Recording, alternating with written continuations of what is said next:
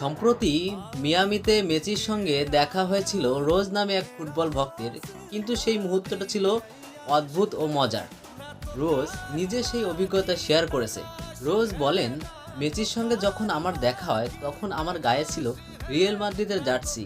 আমি ভাবলাম তার সাথে ছবি তুলব, কিন্তু পরে ভাবলাম রিয়েল মাদ্রিদের জার্সি গায়ে রয়েছে আমার সাথে তিনি ছবি তুলতে রাজি হবেন কিনা। সমস্ত রকম ভয় কাটিয়ে যখন আমি তার কাছে গেলাম এবং তার সাথে ছবি তোলার আবদার করলাম, মেসি শুধু ছবি তোলেননি, তিনি হেসে জিজ্ঞাসা করলেন, তুমি কি রিয়েল মাদ্রিদ ফ্যান? এবং তিনি এটাও জিজ্ঞাসা করেন যে তোমার প্রিয় খেলোয়াড় কে। এটা শুনে রোজ বলেন, এমবাপে। তখন মেসি বলেন যে গুড চয়েস। শত্রু শিবিরের জার্সি গায়ে থাকা সত্ত্বেও মেসির এমন সাধারণ এবং অমায়িক ব্যবহার আবারও প্রমাণ করলেন কেন তিনি সবার থেকে আলাদা, কেন তিনি কোটি মানুষের হৃদয়ে জুড়ে থাকেন। মাঠের লড়াই শুধু মাঠে, মাঠের বাইরে তিনি একজন শুধু বিনয়ী মানুষ।